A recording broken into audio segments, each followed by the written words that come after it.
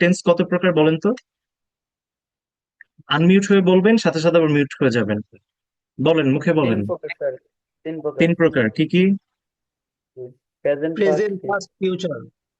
Present, past, future. হ্যাঁ, past future. আমরা এখন থেকে প্রেজেন্ট, পাস্ট, ফিউচার এইভাবে শিখবো না, আমরা এটাকে মনে রাখবো টেন্স চার প্রকার। টেন্স চার প্রকারের মধ্যে প্রথমত হচ্ছে ইনডিফিনিট টেন্স, তারপর একটা কন্টিনিউয়াস টেন্স, কন্টিনিউয়াস, হুম, তারপর একটা পারফেক্ট, তারপর একটা হচ্ছে পারফেক্ট কন্টিনিউয়াস। এটা একটু মনে রাখবেন। টেন্স পারফেক্ট চার প্রকার: কন্টিনিউয়াস। জি স্যার।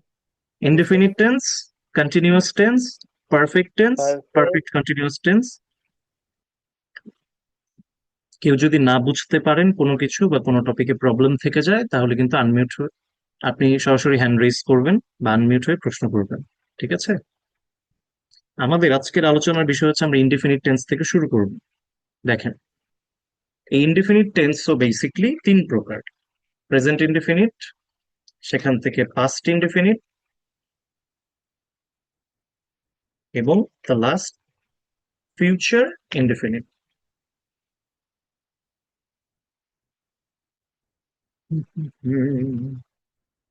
ইনডিফিনিট টেন্সের বিষয়টা একটু খেয়াল করেন। ইনডেফিনিট টেন্স বলতে বোঝায় এই যে আমরা রেগুলার যে কাজগুলো করি না, যেটা আমাদের প্রতিদিনকার জীবনের সাথে সম্পর্কিত। সালমা হ্যান্ড রেইজ করেছেন, কিছু বলতে চান?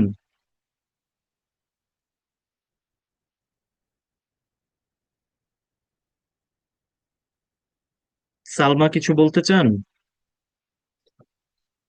সো আমরা ইনডিফিনিট টেন্স বলতে যে বিষয়টা বুঝবো সেটা হচ্ছে আমাদের জীবনের সাথে যেই কাজগুলো রেগুলার জড়িত, অর্থাৎ আমাদের প্রতিদিনের জীবনের কাজ বা প্রতিদিনের কাজকর্ম। দেখেন, আমি একটা কথা বলি, কথাটা একটু বোঝার চেষ্টা করবেন। আপনি যদি বাংলা ভাষা খুব সুন্দরভাবে শুদ্ধভাবে বলতে না পারেন, আপনার জন্য ইংরেজিতে কথা বলাটা কিছুটা কঠিন।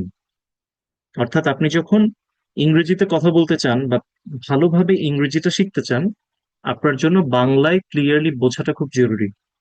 আমি যদি বলি যে আমি অফিসে যাই, এই যে সেন্টেন্সটা বললাম, আমি অফিসে যাই, এই আমি অফিসে যাই, এটা থেকে আপনি কি বুঝতে পারছেন? যে এই কাজটাকে আমি এখন করছি, নাকি এটা আমি রেগুলারলি করি? বলেন তো। রেগুলারলি করি। রেগুলারলি করেন স্যার। রেগুলারলি করি। আমি অফিসে যাই মানে হচ্ছে আমি প্রতিনিয়তই অফিসে যাই। বিষয়টা এরকম না যে আমি এটা এখন করছি বা আমি করে ফেলেছি।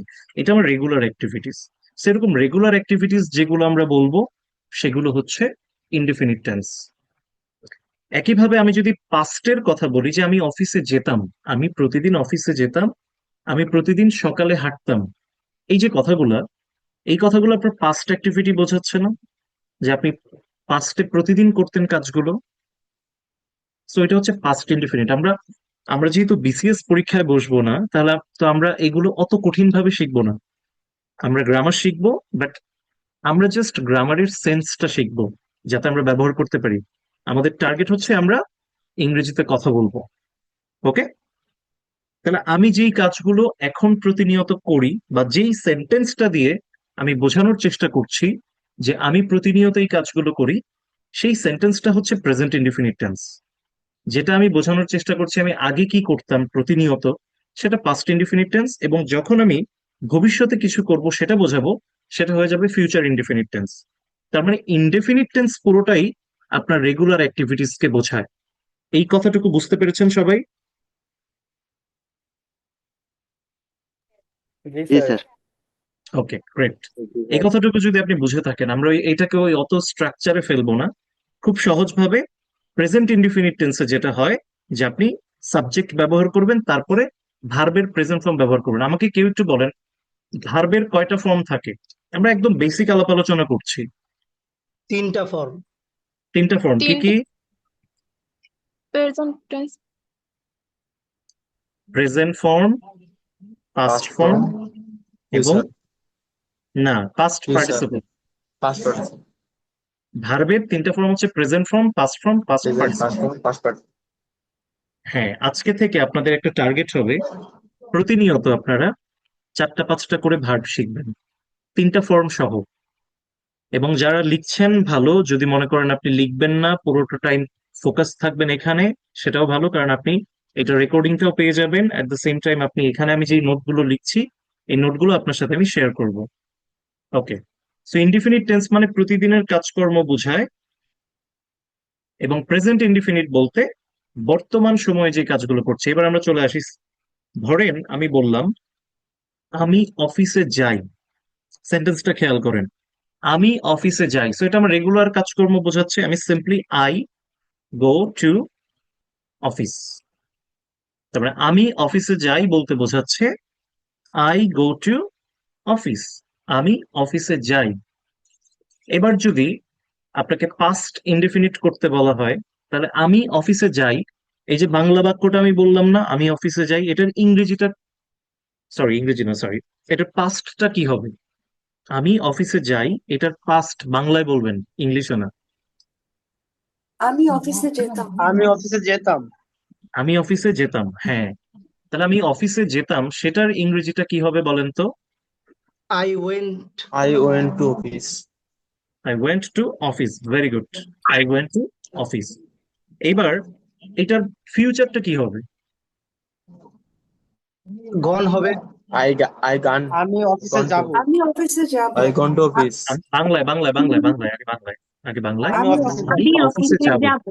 এটা আমি অফিসে যাব, এইটা বোঝানোর জন্য আপনি একটাবার খেয়াল করেন যে এখানে আমরা ব্যবহার করব এর পরে I শ্যাল shall. অথবা উইল।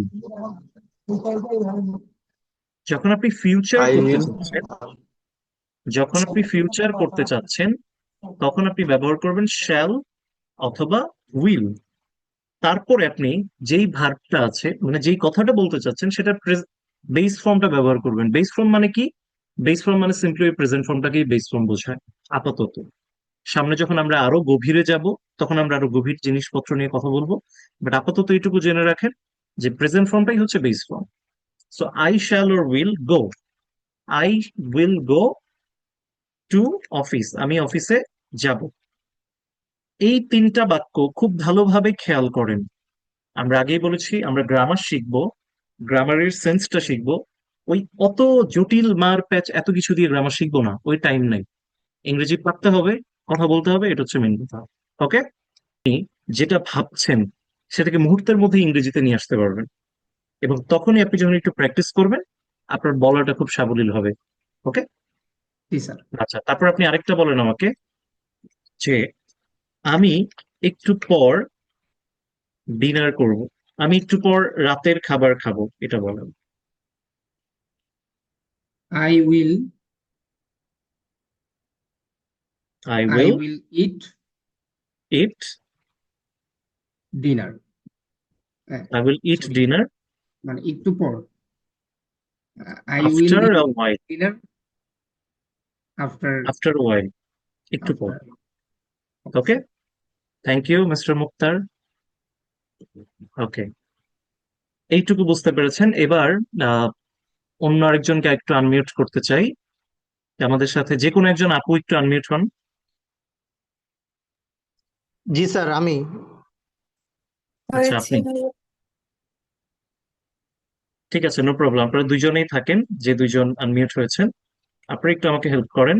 আমি যদি এবার বলি যে আমরা গত মাসে আহ, একটা ক্রিকেট ম্যাচ খেলেছিলাম, আমরা গত মাসে একটা ক্রিকেট ম্যাচ খেলেছিলাম, এটাকে আপনারা ইংরেজি করবেন।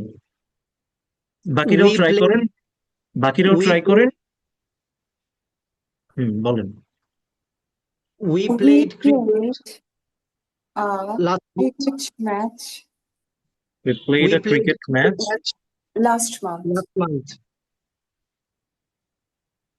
এখানে একটা ইন ব্যবহার করতে হবে, ইন লাস্ট মান্থ। আচ্ছা স্যার, ওখানে ইট ডিনার হবে না টেক ডিনার হবে? দুটাই correct. I will eat Okay. Dinner, I will take dinner, both are Played correct. a cricket Okay. match. We played a cricket match in last month. Okay, Rubaba Ferdous আপু বলবেন এবার। আপুর গ্রামের বাড়ি কোথায়? আপু সাতক্ষীরা। সাতক্ষীরা, We বলেন। played a cricket আমি সাতক্ষীরাতে থাকি। সাতক্ষীরা বানান কি? ঠিক আছে, হ্যাঁ, এটাকে আপনি একটু ইংরেজি করেন। I live in Shakira. I live in Satkhira. আপনার জন্য লাস্ট প্রশ্ন। আমি আমার আপনি কি পড়াশোনা করেন এখনো? না, ভাইয়া, না স্যার। দ্যাটস ওকে, আমাকে ভাইয়া ডাকতে পারেন, কোনো সমস্যা নেই। Okay, thank you.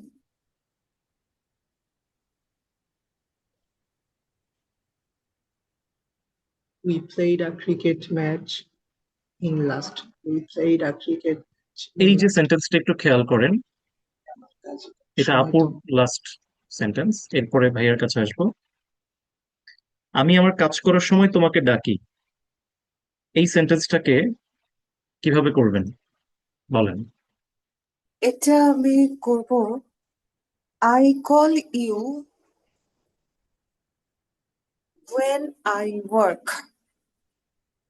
Hmm hmm hmm, when I work, ঠিক আছে। Sorry, when I do my work. হ্যাঁ, আমার both কাজ। are okay, দুইটাই হয়, দুইটাই হয়। I call you when I work.